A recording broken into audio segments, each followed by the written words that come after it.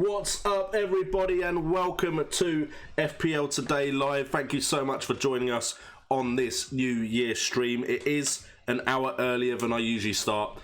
I was speaking to the wife and we thought, you know what, let's get this, I don't want to put it that way, but let's get this done so we can celebrate New Year's together.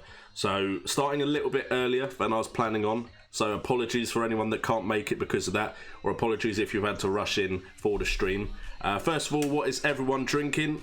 Because it's New Year's, you know, bit of Prosecco, which for the first time ever during a stream I spilt while I was getting ready. So I've got a sticky surface in front of me. That sounds a bit dodgy, but thank you so much for joining. Let me know what you're drinking in the comments down below. And also, questions. I will get to questions, but don't rush in with the questions just yet. We'll get to that. We are going to cover my team first of all. Also, what am I doing? Hopefully you all have hopefully you've all had a great 2018, and in case I forget, because I know what I'm like, Happy New Year for all of you. If you're in a time zone that's already celebrated it, if you're in a time zone that is behind me, Happy New Year. So Hopefully 2019 will be fantastic. 2018 on this channel has been absolutely amazing. So let's go over to the FPL screen. And let's just start talking about my team. So, as you can see, 49 points below the average, which does mean if we scroll down, I am now out of the cup.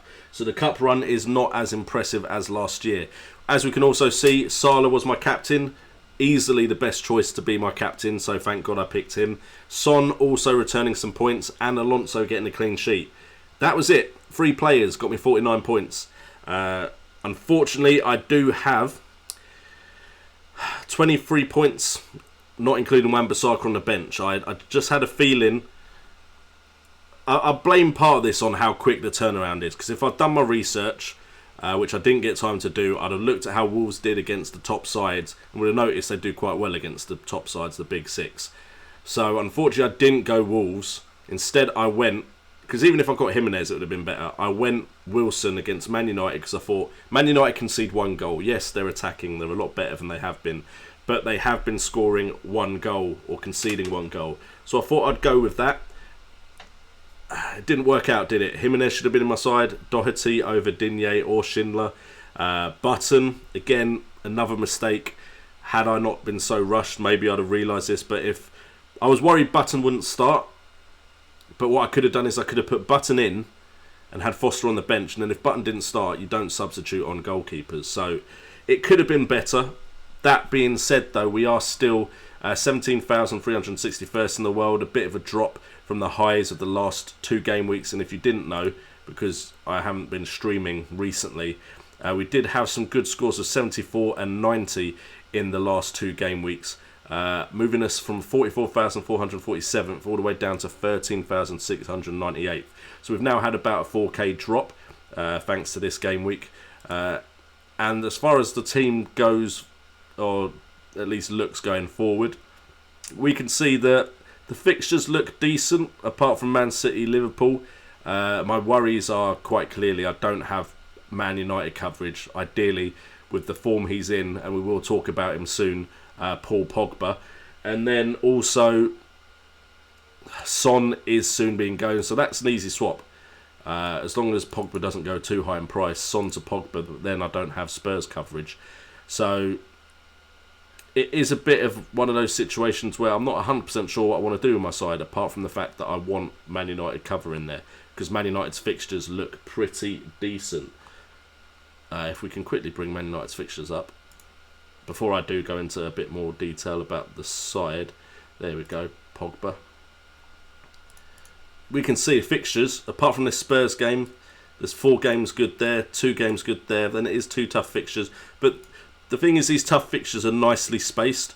So for me, Man United cover, depending on when game weeks get moved around because of FA Cup and stuff like that, and Carabao Cup and all that, Man United look good to me, and I think they're going to continue with this style of football. And I just wish I'd taken a punt on Pogba sooner, because Pogba is a world-class player. We all saw it at the World Cup. And after that first game, if his attacking side, Pogba is a world-class player that can do well. Even if his underlying stats aren't as good as some of the people around him, he's a world-class player, so he can convert those chances when he gets them or get some assists. So let's cover my team in a little bit more detail. I didn't go over who was in the chat at the beginning. Apologies. Massive apologies. So we are going to start off, and to be honest, this won't take too long, my team. We start off with Foster, Ben Foster, 4.5 million, brought in for the departing Matthew Ryan due to the Asian Cup. 2 points, 90 minutes played, only made 1 save, no clean sheet points. Against Newcastle, I was hoping he'd get clean sheet points. Kind of wish I went for Etheridge. What I did was I looked at Etheridge, really thought about him, then thought, I'm not sure. He's getting plenty of save points, but not too sure about the clean sheets. I'll go for someone a bit middle ground at Watford, could get clean sheets and save points. I didn't get either of those in this game week, which was disappointing. So, not the most inspired transfer, especially with Button on my bench. We then got Schindler, 4.4 million. Again, 2 points, 90 minutes played, no clean sheet, 1 goal conceded. Did have a touch in the box, Did have an attempt on goal, did have that attempt from inside the box, and it was on target. So for his price, Schindler is still like one moment away from getting a really good game week. Then we have Alonso, very disappointing that he again showed no attacking threat at all. 5 points, 90 minutes played. He got a clean sheet, but so did every other Chelsea defender. And then, of course, David Luiz went and got some attacking returns. So at 6.8 million, he just seems like it's not necessary to have him in the side. So I am worrying a little bit about Marcos Alonso right now, but the fixtures just look good for the next two, where I'm like, I don't need to make that transfer just yet. So Marcos Alonso still staying in the side for now. We then have Lucas Digne, 5.2 million. Didn't quite perform the heroics of last game week, 17 points, this time only 2, no clean sheet, 1 goal conceded again. 1 penalty area touch, 2 attempts on goal, 1 from inside, none of them on target this week. Whereas last game week he got 2 of his shots on target. 2 chances created. So I'm happy with Digne, and he's still rising in price, so I'm quite happy to have him on my side. Covers those nice Everton fixtures, so very happy with that. It sounds like someone is trying to come in. I love you, Daddy. Hello. Hello. Do you remember what Dad said about staying in the sitting room, and then Dad will come play with you later? Yes. Yeah. Can you do that for me? Thank Yeah? you. Can you go back in the sitting room? Please? No. No? You want to stay in here? Yeah. You can't. Daddy's streaming to a bunch of people. That's Sonia! Yes, it's you. Come on, let me take you back to the sitting room. 1 second, guys.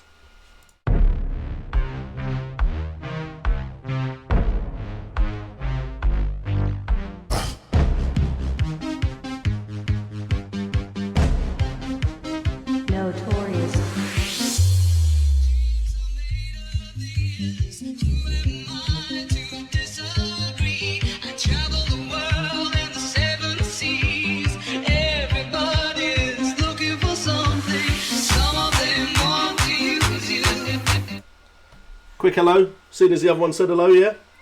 Look. Is that you? Could smile or wave. Wave? No? Almost there, almost there. Alright.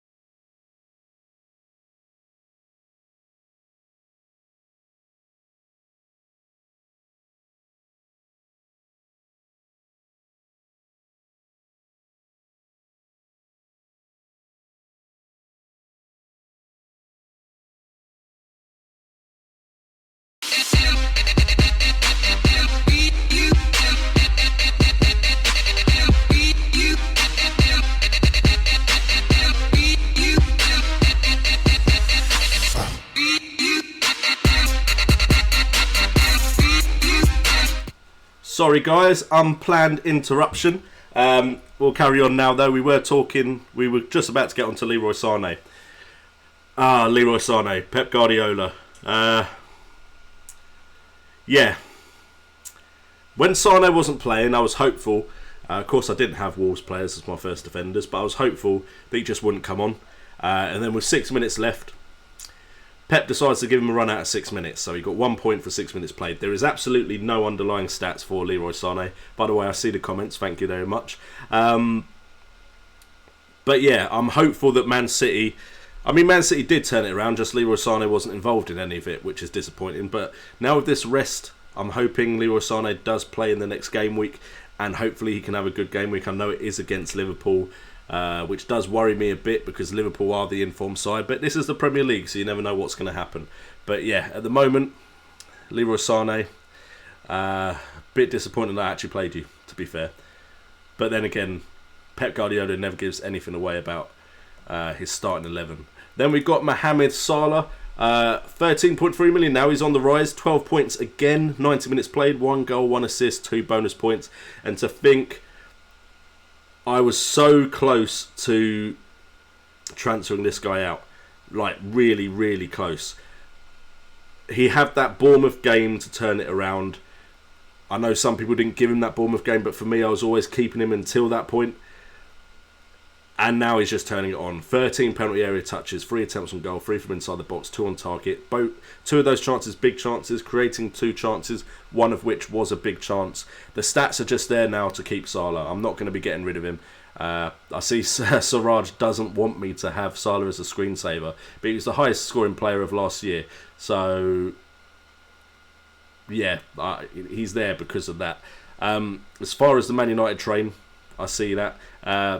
I'm wanting to jump on it, but last time I jumped on it, it was with Lingard and he disappointed. But I think Pogba's just a different class, isn't he? Then we have Heung-min Son, 8.8 million, 5 points, 90 minutes played, 1 assist, 2 penalty area touches, 4 attempts on goal, 0 from inside the box, 0 on target, 3 chances created. Now, Wolves just turned it on in the second half, but I'm still hopeful that Son can get me a good return next game week, and then maybe I'll transfer him out for the Man United game just because I believe he'll be going anyway. Well, he will be going to the Asian Cup, so might as well move him on. Maybe a game week early. Depends if another transfer needs to be made. Well, they'll get very boring, so I'll do this quickly. Felipe Anderson, 7.4 million. 90 minutes played, 2 points from 2 penalty area touches, 2 attempts on goal, 1 from inside the box, 2 chances created. Not very good returns, but Felipe Anderson has had some very good game weeks recently, so he's not going anywhere just yet. We then got Roberto Pereira. Now, again, disappointed because I've been looking at Deulofeu a lot and he would have been cheaper and would have allowed me to make a move for Pogba earlier. 6.3 million, 2 points, 90 minutes played. The underlying stats aren't too bad though. 3 penalty area touches, 1 attempt on goal, 1 chance created, which was a big chance. But just kind of wish I'd saved a little bit of money by going Deulofeu. Although Deulofeu doesn't really play 90 minutes, which is the worry with him. Thank you so much for the super chat, Ayush Falur. Much appreciated. Happy New Year to you. Hopefully we'll have a great 2019 as we move on to Callum Wilson. Again, should have played Jimenez. 6.7 million for 2 points from 65 minutes played. There are no underlying stats, which is why there's nothing there. He did nothing. He did absolutely nothing. And then we got Aubameyang, Pierre-Emerick Aubameyang, 11.4 million. 2 points from 70 minutes played. 1 penalty area touch, 1 attempt on goal, which was from inside the box, and 1 chance created. A lot of his touches came from kickoff because Liverpool destroyed Arsenal. So, you know, yeah, I could have done without playing Aubameyang as well. Jimenez was the striker I should have played, and I didn't. But that is it for my team. So, enough about myself. Let's get into the chat. Let's get involved. Let's see what's happening and answer some questions. Okay, so the way we do this is start asking you questions from now because I don't want to be trying to catch up too much with the stream. Kane better without Son FPL points wise by Mickey Lee. To be honest, I agree with you. I think the important thing is Kane playing with Eriksen and Dele Alli. When that happens, he doesn't drop as deep. Again, I've not seen the Wolves game, but generally he seems to not play as deep when he has Dele Alli and Christian Eriksen behind him. However, when the likes of Mora and Lamella are around, I think he drops deeper and he becomes that creative player, which, to be honest, is a part of his game which I think none of us really gave him credit for. Kane now dropping off and being a bit more of a creative player as well as that attacking threat. So the reason I went with Aubameyang over Kane is because of how attacking Aubameyang is in comparison. Aubameyang doesn't drop that deep to create chances. So that is why I went Auba over Kane. It's been a bit hit and miss, but you know what? Not too bad, not too bad.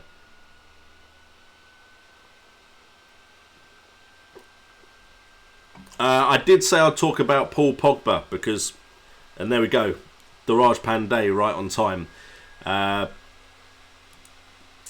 JNO, Captain Pogba, a good idea. Now, you know what I'm like. I like to see a player in form, look at the underlying stats, and if I don't think he can keep up with those underlying stats, I call him a trap. And I've done it with Richarlison this year. I have done it with Antonio Martial, and I've been wrong twice. So my suggestion to you guys is that I'm probably going to be wrong about Pogba if I said that. The only issue is I'm not going to say that. And because I'm not going to say that, potentially Pogba is a trap, because I don't think he is. Now, hopefully you kept up with that, because that probably was a bit convoluted. But basically, the last 4 game weeks, Paul Pogba has played in 3 of the games. He started and played all the minutes in the last 3 games he's played. So this is from 3 games worth of data. Penalty area touch is only 8. He's, however, got 4 goals, which is impressive. 3 assists, which is very impressive if you put the 2 together. He's had 13 attempts on goal, decent for 3 games. That gives him a minute per attempt, about 20.8 minutes per attempt. 5 attempts from inside the box, so a lot of his shots are coming from outside the box. So that's from outside the box, quick maths, 8 attempts on goal. 9 shots on target, so 4 shots out of 8 from outside the box have been on target, if we assume that all of his shots inside the box were on target, which isn't necessarily going to be the case. He's had 2 big chances in 3 games, scored both of them, giving him a shot accuracy of 69.2% and giving him a goal conversion of 30.8%. And then as far as chances created, 8 chances created, 3 of them being big chances. Every big chance is created, you could say, have turned into an assist. That's not necessarily 100% accurate, but 34 minutes per chance created. Right now, that puts him quite high in both chances created and in actual goal threat. Now, the reason I'm not going to say he's a trap is because, one, I think Paul Pogba is a world-class player. Now, I'm not saying Martial can't become a world-class player. I really, truly believe he's got the potential for that. But I believe he's not there yet, whereas I think Pogba is. I think you just have to have watched the World Cup to see what kind of player Pogba can be and is. And the other one I call a trap is Richarlison. I think he's still got a lot of developing. He's still learning his trade as a striker, also plays out wide. For me, Pogba is that finished article. He could get even better, but he's at that level now where when he's on form and when he's allowed to play to his strengths, he is the Hazard, the Salah, those type of players. Now, the last 2 seasons before this season, I brought in Zlatan because his underlying stats abroad were amazing. I brought in Mohamed Salah because his underlying stats abroad were good. And I felt both of those players were ready for the Premier League and would do well. Paul Pogba was again one of those players, when he first came to the Premier League, I thought could have that kind of season. And then, because of who he came under, Jose Mourinho, it just didn't happen. I truly believe if the way Man United are playing continues, and the fact that they've not got too tough a run until the end of the season, only one time did they play 2 of the top 6 from one game week to the next. I think Paul Pogba could emulate, and this is for some of you FPL oldies, Yaya Toure and Aaron Ramsey in the 2 seasons they had, where their underlying stats didn't necessarily suggest they could keep up their goal conversion and their assist conversion, but they did. In fact, I'd more likely compare it to, although as far as I'm aware Pogba's playing a bit more advanced than Yaya Toure did, I'd compare this to Yaya Toure. He's the type of player that potentially doesn't need as many chances to be scoring goals, doesn't need as many chances to create assists and make something happen. So I know after one game I was like, wait and see about it, and I didn't really want to go Pogba because of his price tag compared to Martial or Lingard. I now seriously am considering Pogba, and I would also say if Sanchez does somehow feature from this point onwards in an attacking side, Sanchez could become a good option as well. Right now, though, Pogba is the one in that side that is on form, and I think he's got a point to prove to Mourinho. He's got a point to prove to the press. He's got a point to prove that he is the player that he came in with the fanfare about. And to be honest, he would prove a lot of doubters wrong, because he was, of course, sold when he was younger to Juventus. He's come back, hasn't had the best of times, but now he's on fire. He's in the mood to do some damage. And I also feel like the pressure is slightly off which could make them play better as a team, because it's like, well, it can't get worse than what it was, considering the class of players. So I really think Paul Pogba could be very, very good this season from this point onwards. That's enough rant about Pogba.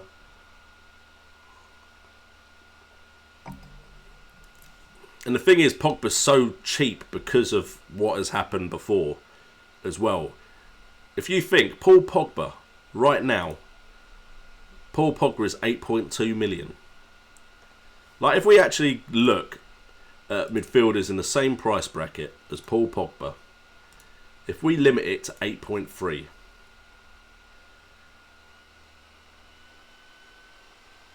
the closest price midfielder, and we're doing some scrolling now, I think all the ones that are Mesut Ozil, 8 million. I think Pogba's situation is a lot better than Mesut Ozil's right now for us fantasy Premier League managers. But you've got a player that is outscoring Richarlison, Bernardo Silva, Martial, Shaqiri, although Shaqiri does look very promising. If they continue to play 4-2-3-1, which I feel like they're playing, when they've got all their top three and Shaqiri playing, I think just Shaqiri could be, if he stays in the side, a very good option at 7.1 million. Especially when the fixtures get good. Doubling up, potentially. I'm still a bit worried Shaqiri isn't nailed, but Shaqiri has been featuring 90 minutes, and didn't play 20 minutes. So I still need to see a bit more, but Shaqiri has definitely looked a good option. I may make my transfer live as well, seeing as this is a New Year's special. So anyway, let's move on to another topic before I talk about it for too long. Which player to sell for Pogba, Sane or Sterling? I mean, if you go Sterling to Pogba, that gives you so much money to play with. And I'm still of the opinion that while Mendy is out, Sane could match Sterling. J Rock is in the chat. I haven't seen you for a while, J Rock. Thank you for joining. By the way, while I try and find another question, feel free to check out the links in the description. Feel free to become a member of the channel. You get a special badge next to your name. Gordon Gilbody is the only member right now. Hats off to Gordon Gilbody. But yeah, once I get 2 members or more, I think I can start doing special stuff for you guys. But it's still something I'm exploring. Is it Bobby Firmino time? Firmino underrated. There we go. Thank you for the topics from Shane Daly and Notorious Nerd. We will get onto captain choice as well. I will get onto that. So we were going Bobby Firmino. Now, before I look at the stats, the reason I don't have him, because he is good value for money compared to Mane and Salah, is Salah has always looked, even when he wasn't in form, the main man at Liverpool for me. The one that would score the most points. Now, if Firmino and Mane are going to be close enough, then value for money wise, they're probably the better move. But when I look at a side, I often look at a team and go, do I need that player specifically? And I feel like, especially now, to be honest, my gut feeling wasn't backed by about 15 game weeks of data. But I was just looking at the side going, I don't think I want Mane over Salah. I don't think I want Firmino over Salah. Whereas if I have Chelsea player, I kind of want Hazard. I don't feel comfortable having someone other than Hazard. When I have an Arsenal player, I don't feel comfortable having someone other than Aubameyang. With Man City, I was getting comfortable feeling like Sane could be my cover for Sterling and Aguero. That's starting to be a bit doubted now after Sane's and Man City's recent run, but then Sane only playing 6 minutes. At Spurs, I felt like Son could match Kane, at least while Son is there, before the Asian Cup. So that is generally how I look at it. And if I look at Man United, I'm like, do I think Martial could match Pogba? I don't think Lingard can anymore. My question is, do I think Martial will turn up enough to match Paul Pogba's return rate? And also, is Martial locked on as much as Paul Pogba? But back to Firmino, I think Firmino is locked on as a starter. He will get rested every now and again. They do have Sturridge. They can play without Sturridge and Firmino. But he was such great value for money last season that at 9 million, that's a very nice way into a Liverpool side. He's got 3 goals in the last 4 games, played 325 minutes. The thing is, his heat map shows he's kind of playing on the left, which was Salah's position last year. As far as penalty area touches in 4 games, but 325 minutes, 23 penalty area touches, 17 attempts on goal, 12 from inside the box. 7 on target, not too bad. Gives him a shot accuracy of 41.2, goal conversion at 17.6. 3 big chances, he's scored all of them. Chances created, not really his strongest suit. 4 chances created, no big chances. Now, the thing is, he was playing so deep, until I feel like, and I could be wrong here, until it feels like they started playing Shaqiri more and he started playing out wide on the left. And I'm not even sure he is playing out wide on the left, but that's what the heat map is telling me. I've not watched Match of the Day for the last game week. His stats now look a lot more promising. If we match him against Salah,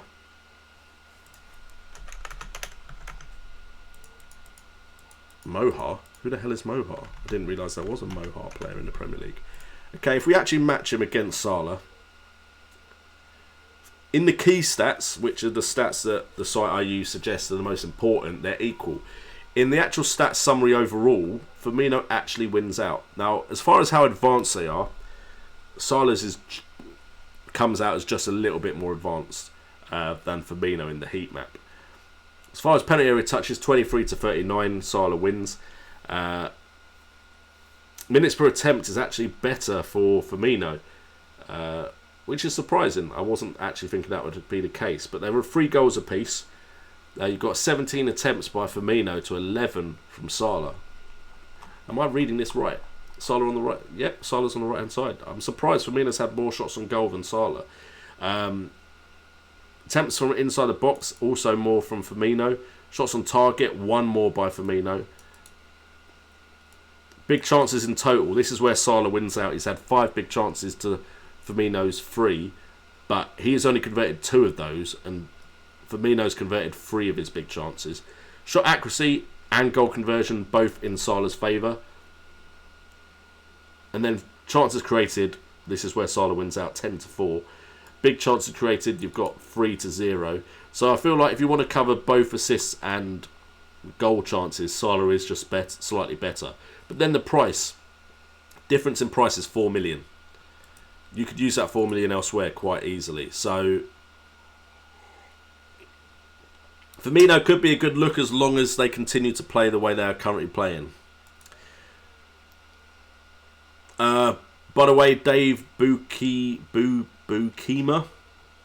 Have we had some subscribers during this one? We haven't actually had any subscribers. Don't think anyone new's really watching.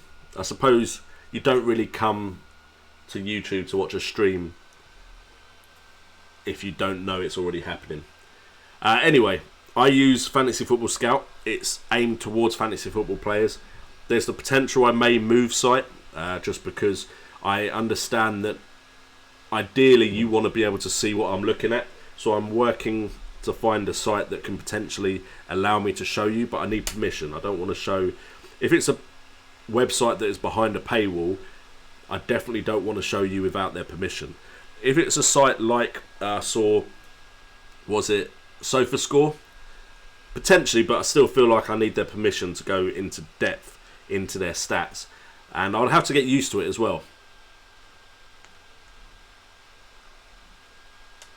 Another Hoops brings up a great point. Salah gave Firmino that penalty. And can I just, not 100% FPL, just look at the difference between Salah gave Firmino that penalty so he could get his hat-trick. Kamara took the penalty off of Mitrovic and messed it up and now is hated by his manager. So, you know, penalties. Real big talking point. By the way, there are poll questions, just so you all know.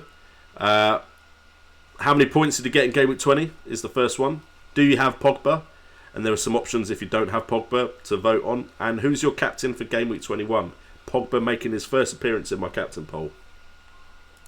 Speaking of which, let's move on to captaincy. I think it's a good point to talk about captaincy. So, I always start off with the fixtures.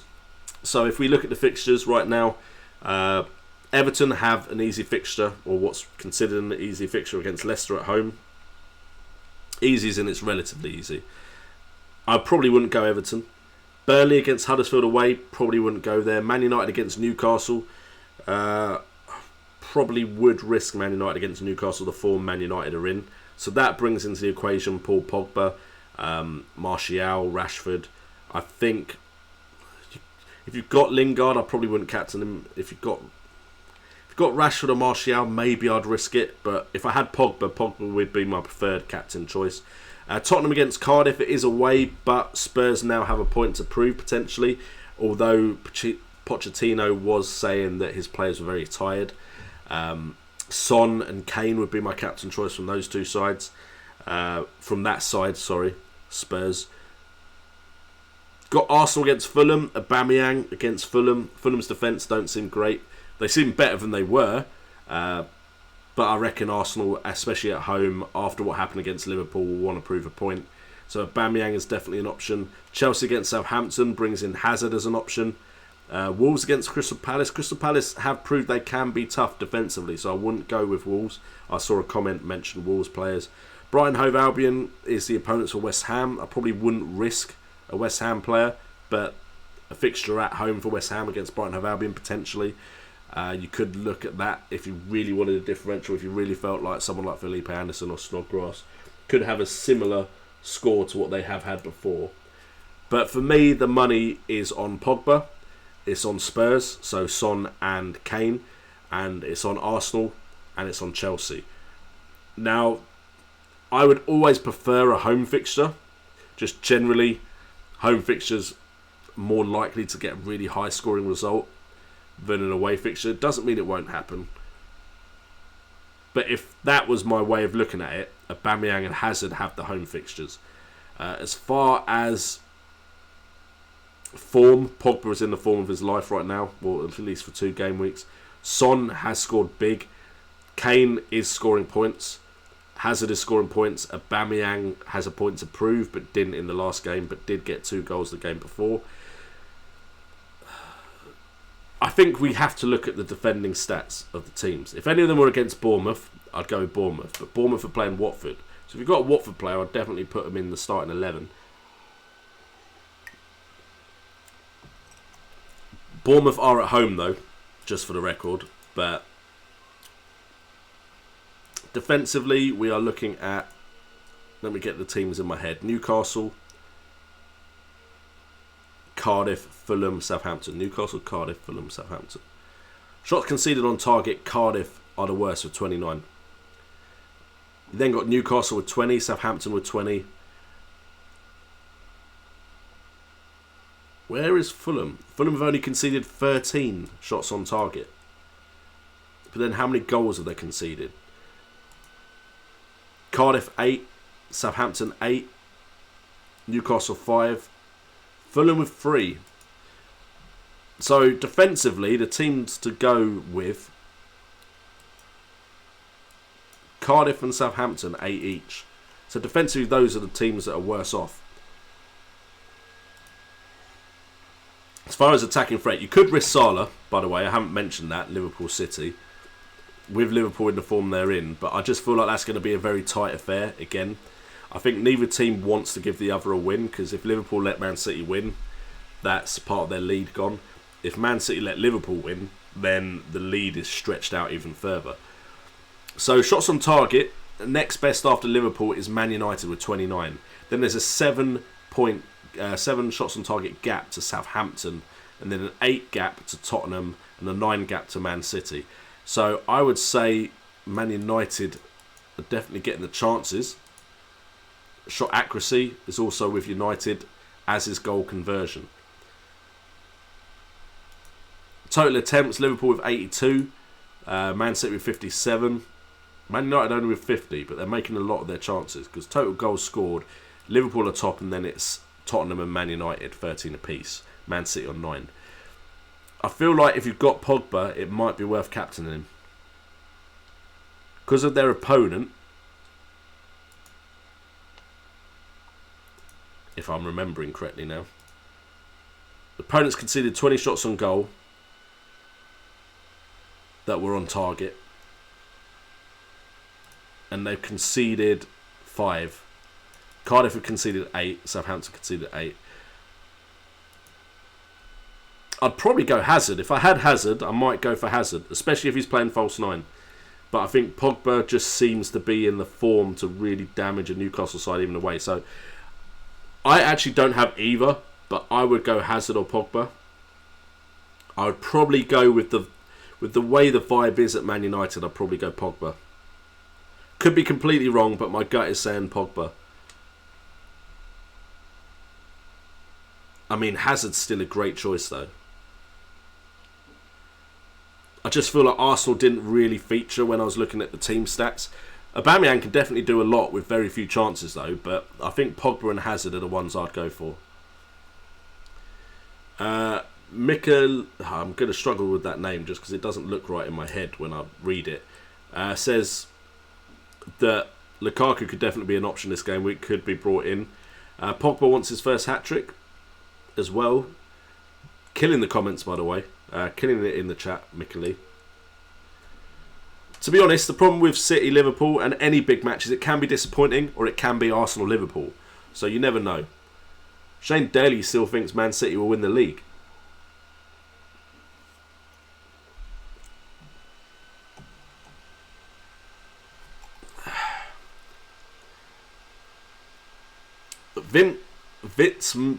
I can't say that either because Vitsmp Soccer says Fulham have played West Ham, Newcastle, Wolves, Huddersfield. So is that why the defence stats look good? Wolves can score goals. So can West Ham. The Newcastle, Huddersfield potentially could be a reason why they look so good. Nasri.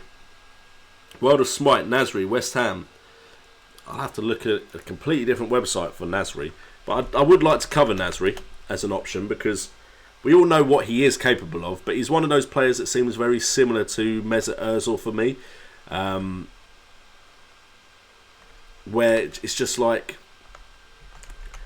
he can disappear.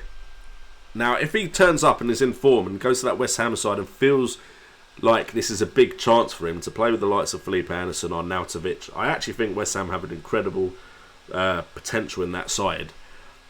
If Nasri turns up and wants to play, who knows what could happen? The issue is he's 31 now, and he has been away from the Premier League for a while. Would he still be as effective? So, of course, we all know what he was like at Arsenal. If we look at his Arsenal career when he was very young, or at least relative compared to now, best season he had was 10 goals, 1 assist at Arsenal. So 10 goals is good, depending on what price it comes in at. He actually had better seasons as far as his average rating. No, he didn't. That's a lie. Completely ignore me. Anyway, he then went to Man City. So we got Arsenal, he had 11 goal conversion, or 11 goal involvement. At City, he did have a season where it was 14 goal involvement with 7 goals, 7 assists. Again, at a certain price point, that is very, very promising.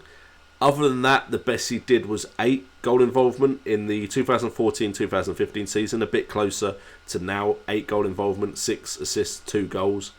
Of course, he did feature less in those seasons.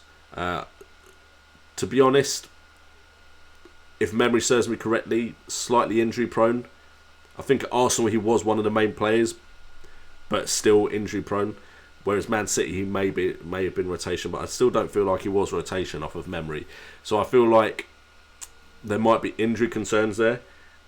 After that, he went to Sevilla, where he had 2 goals and 3 assists from 22 appearances.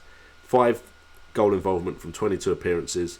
And then at Antalyaspor, he's got 2 goals, 1 assist out of 8 appearances.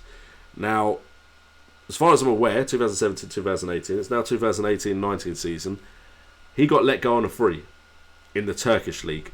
That would worry me. So he's definitely not a player that I would bring in straight away, but he is someone I will watch. And if he's cheap enough and you like West Ham's fixtures and he's starting, maybe you could consider him, but you've got Snodgrass. Now the question is, of course, is Snodgrass going to start if that is the case of Nasri joining? I just don't know. I don't think I couldn't consciously say to you, get Nasri looking at those stats. Just doesn't feel right.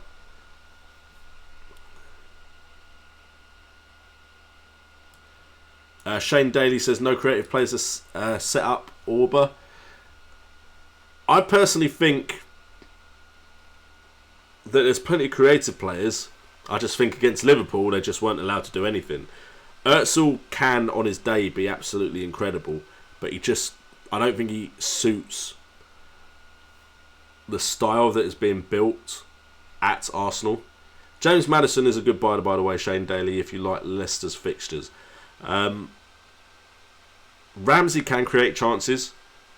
I wouldn't say he's the type of player that can play a ball like Özil. I don't think there's anyone in that Arsenal side that can, apart from maybe Mkhitaryan, and he's injured as far as I'm aware. So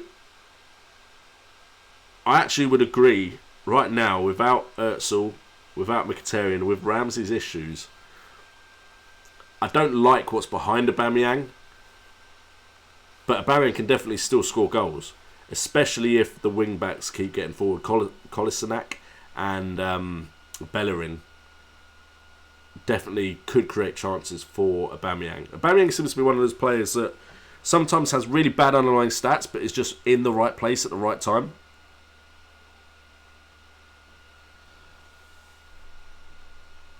Is Salah must have after City game? I think if you don't have Salah after City, we've got to remember what happened last year. Last year, Salah was very good for his price point.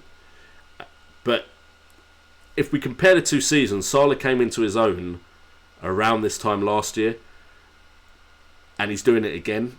Potentially may just be a slow starter. Maybe he needs that time. Nasri's 4.8 million. No, he's not. No, he's not. Because that's the kind of price point where you just might risk it. Don't get me wrong, I still am not sure about Nasri at all. Okay, he's not there yet. What are you making me look for? Whoever said that? I was just like, he can't be that price point. John Chappell, if he's 4.8, he's a bench option in a decent side. I'll maybe figure it. Vince Chapman, I hope that captaincy choice works for you. I just feel right now Hazard is the one.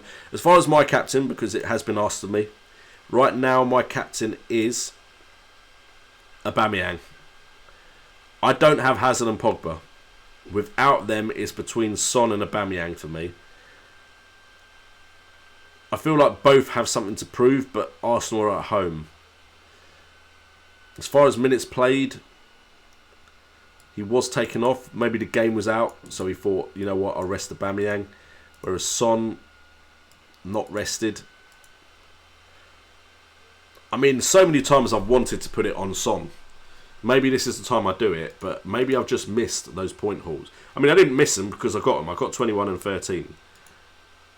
But maybe now's not the time to captain him. I can't bring myself to do Salah, not for a City game.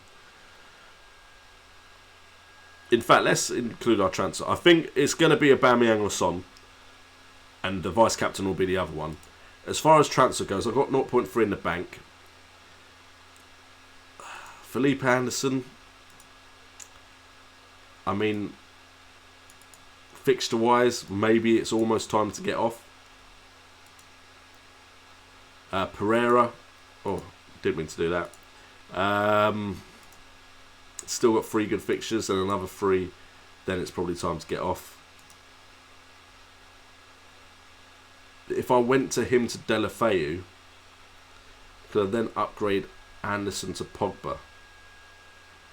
I mean, an easy move would be Sane off.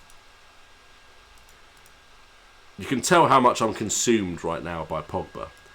But then there's those 3 fixtures. I mean, Wolves have done well against the big sides. It's difficult. If I ignored all the fixtures and just looked at who I wasn't happy with right now, Wilson would be one I'm considering transferring out, and Alonso. Schindler hasn't really returned anything for me since I brought him in, which is annoying. But I can always bench him. He's 4.4 million. Wan-Bissaka's alright. Digne, Doherty have recently had returns. Foster Button, I won't be touching that anytime soon. So it's Alonso and it's Wilson. Wilson has a game against Watford. Could do something in that. Alonso has a game against Southampton and Newcastle. Could do something in those. But those are the transfers I want to make. If I take Wilson out now, who would I bring in for him? Because I'm happy with Son. Salah's not going anywhere, and I don't think I want to get rid of Sane. I could just carry the transfer. I could take a -4 to get Pogba in early. I'd feel horrible if one of these two score if I did upgrade them somehow. Felipe Anderson's the easiest to upgrade compared to Pereira because he's just closer. I could go Deulofeu.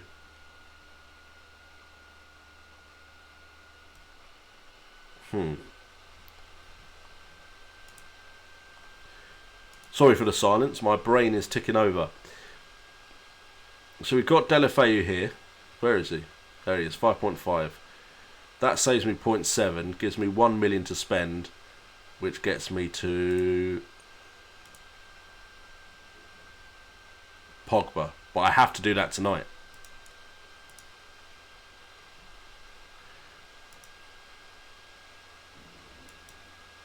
Wilson has a good fixture, but I don't think Wilson's fixtures are good right now. I mean, right now, what am I saying? Like, long term. 3 decent fixtures, but he just doesn't feel in form. Like, literally, I've been looking at his stats, because he's one of my players, and just, and he's not playing full, he's getting substituted off now. Of course, there's the whole argument of patience. That's the problem.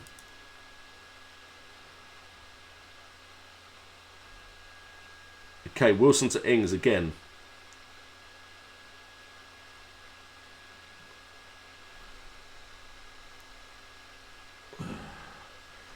Because, yeah, I'm fully aware the chat is saying Pogba's price is going to go up. And to be honest, Son will be transferred out, and I can always move Son to someone if I'm worried about someone. But Pogba's due a price rise. He's already had one this game week from last night. And he's due another one, 8.2 million. So if I want him at his current price, I need to do something now. Wilson to Ings. What are Southampton's fixtures?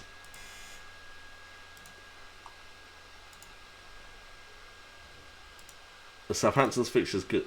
They are good enough. That run there, with the way they've currently been playing.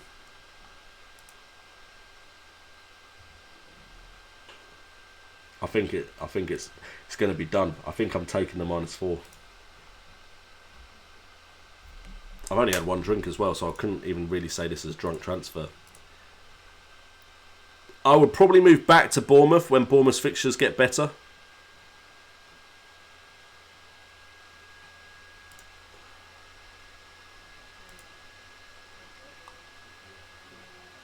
Yeah, I don't.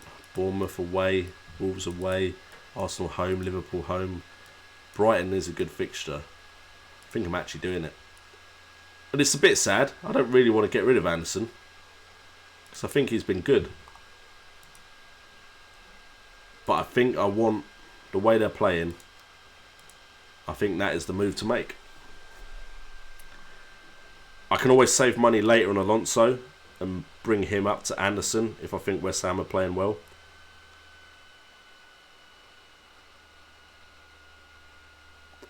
I could always later on downgrade one of these to a really cheap striker.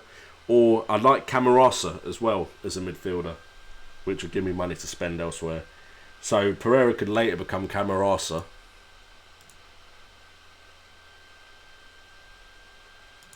Which gives me money to upgrade Son to a better Spurs midfielder. And I feel like that I'm more comfortable with my team in that shape. Bang. YOLO, new year. It feels right.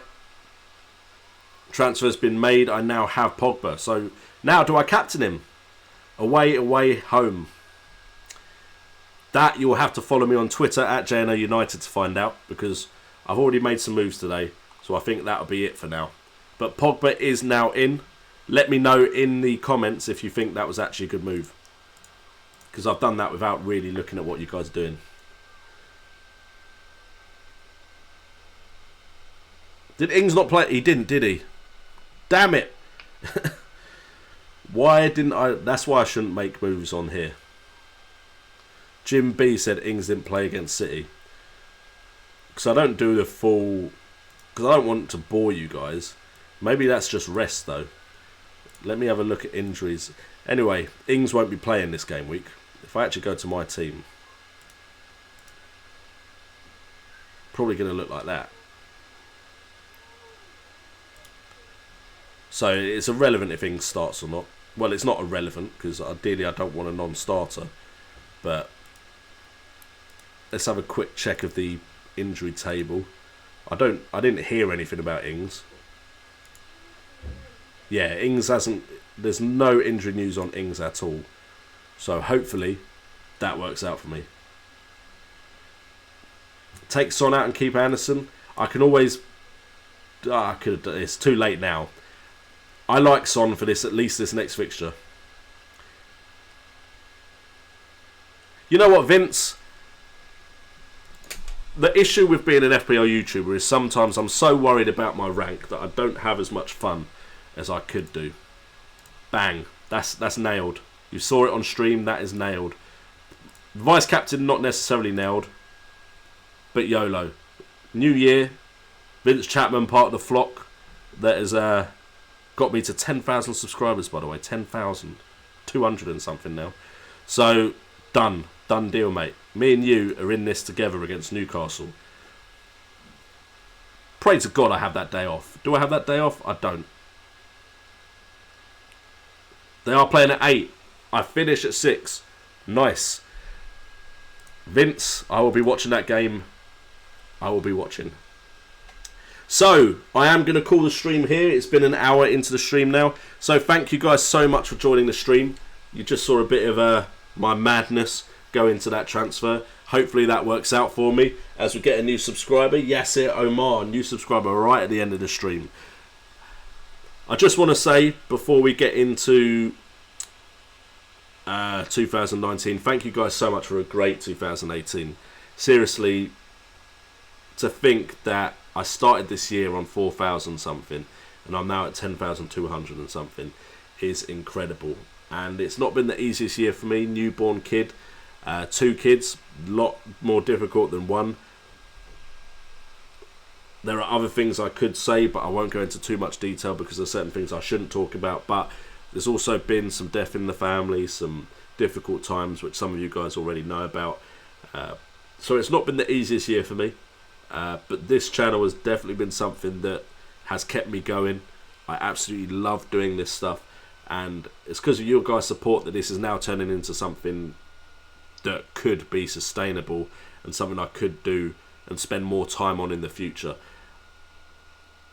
I would love to get this to a point where I can really amp up and improve, because I feel like, and this is no knock on anyone else, but I feel like I'm one of the people that could really make this into something massive, and your guys' support is helping me get to that point. So thank you so much.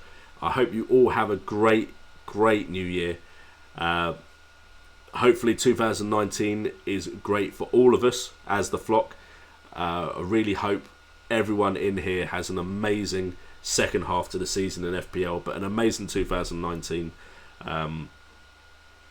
It's just been a great ride, 2018. Ups and downs, but this channel, actually first half of the year, the growth was dead. But second half of the year, it's been incredible. Still growing now, by the way. Still growing now. In fact, you know what I'm going to do before we quickly go off?